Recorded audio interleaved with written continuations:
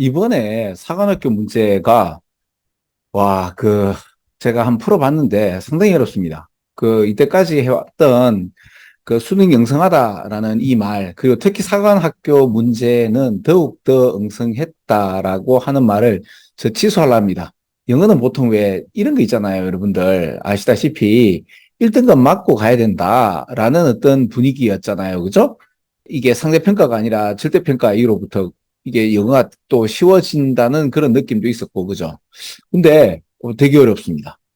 그리고 제가 이제 제시한 그 방식이 통합니다.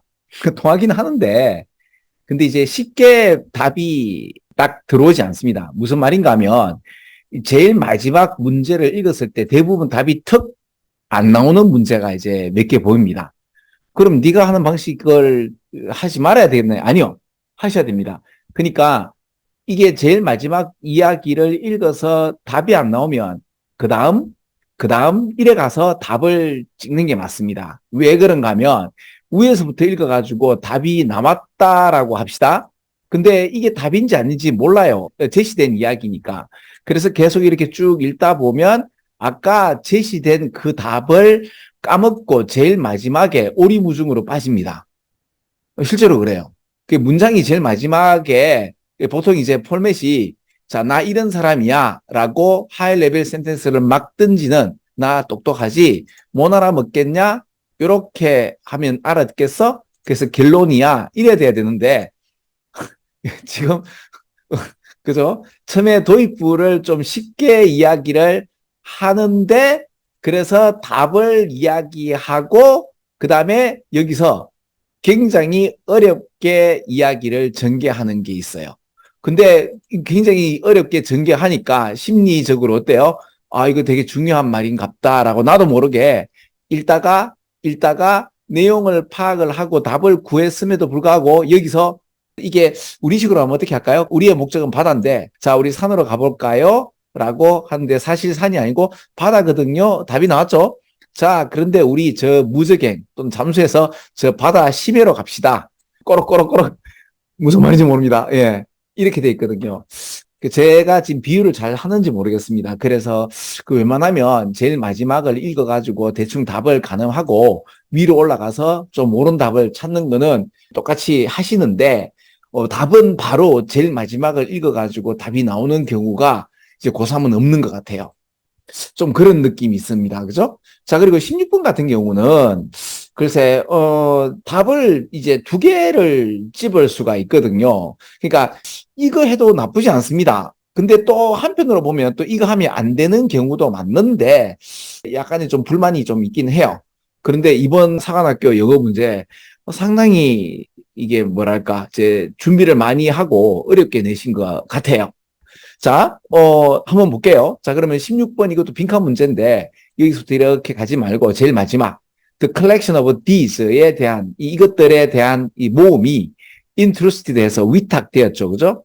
자, 여기 보면 여기 임시죠. 임시왕립위원회에 이렇게 위탁되었고 그 왕립위원회의 conclusion 결론이 대중들에게 공식적으로 공개됐는데 그 시절의 정부도 그리고 그 비평가들도 그러니까 평민들이라기보다도 이렇게 나오면 이게 대중적으로라는 뜻이 되는데 이 공식적으로 available 하는 게 사실은 학술을 하시는 분들 아니면 정부 관료들에게 왕립협회에서 그죠? 그러면 기본적으로 이렇게 보면 이게 영국 같은데 영국에서의 정보기관은 왕궁 중심으로 되어 있죠. 그죠? 지금도 그럴 겁니다. 그러니까 어떻게 보면 왕권의 어떤 정부 권력이 없다라고 하지만은 모든 정보를 갖다가 왕이 갖고 있다는 거는 이 대단한 어떤 권력이 있죠. 사실은 표면적으로 없는 것 같지만 그렇지는 않습니다. 그죠? 그러니까 결국에는 정보를 아는 자가 세상을 통치하죠. 프랑스에는 그러니까 지금 제가 요 제일 마지막 이렇게만 읽어도 이게 영국 이야기 같은데 아니야 그러니까 영국 얘기가 나오고 그러면 다른 얘기가 또 나오는가 하면은 여기 프랑스가 나오고 그죠? 프랑스도 그러면 뭔가 그 데이터를 모았겠죠. 그 collection of data라는 이런 표현들이 제정되었다는 표현이 나오네요. 그래 저는 이제 사실은 이게 이제 위탁되었다라는 이런 이야기, 제정되었다라는 이런 이야기로 답을 2번으로 잠정적으로 잡고 이렇게 위로 올라갔단 말입니다.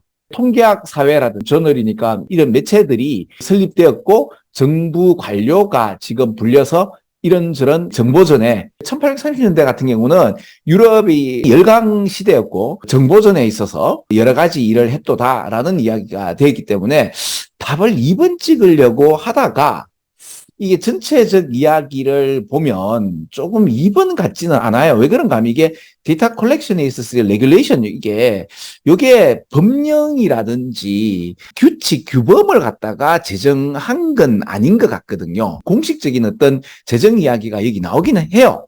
나오긴 하는데 여기 보면 despite it's much less니까 훨씬 이게 디벨롭드 하지 않은 지역 뷰로크래시에서 영국에서 관료주의가 그렇게 발달하지 않은 상황에서도 이런 중국구식의 어떤 인피리칼 이런 그 경험적인 팩트의 광범위한 사용 이런 이야기가 나온다면 이 이야기 같은 경우는 조금 더 요거보다는 1번이 좀 더 낫지 않겠나.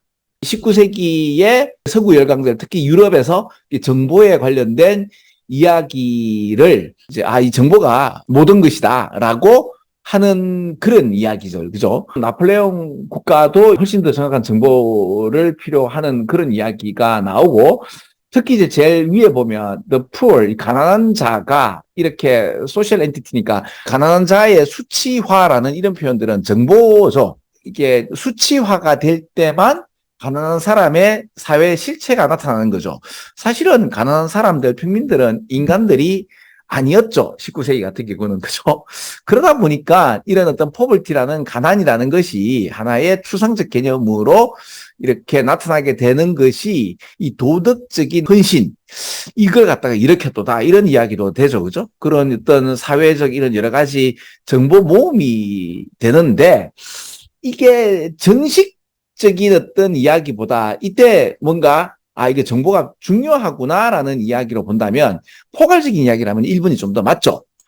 그런데 2번도 인스티튜트라는 표현이 그대로 나왔기 때문에 근데 이제 레귤레이션 자체는 법규고 규범도 되지만 레귤레이션을 갖다가 통제하는 규정 이렇게 얘기하면은 왜 이런 게 있잖아요. 함부로 데이터를 갖다가 수집하는 거가 뭐 프라이버시란지 이런 거에 관련돼서 배포할 수도 없고 함부로 이렇게 수집하면 안 된다 뭐 이런 것도 아니겠나 그죠? 뭐 이런 여러 가지 것들을 이야기할 수 있는데 그 정도까지는 아닌 것 같긴 해요. 그렇죠. 이때까지는 가난한 사람들을 사회적인 실체로서 나타나지 않았단 말은 인간 취급을 안 했던데 어떤 통계 자료를 가지고 또는 이제 데이터를 수집하다 보니까 이런 우리가 전혀 생각하지 못하는 하나의 어떤 존재를 우리가 알 수 있게 되고 거기에 관련돼서 좀 더 세상을 보는 이 객관적인 또는 어떤 개념들을 갖다가 정보 수집으로 알게 되는 이런 이야기가 오다 보니 그래 2번은 조금 더 말이 많이 같다라고 생각해서 1번이라고 얘기를 했는데 다시 한 번 더 다른 식으로 본다면 2번 이것도 좀 괜찮은 것 같긴 한데 방금 했던 요 얘기로 본다면 2번은 답은 아니었거든요. 그래서 그 기분을 좀 더 여러분들한테 전달해 드리는 입장에서 1번이 답이 아닌가라고 설명을 드린 거예요. 1번 찍었는데 그날의 컨디션에 따라서 2번 찍을 가능성도 크지 않겠나. 여러분 16번 많이 틀렸지 않겠나 싶습니다.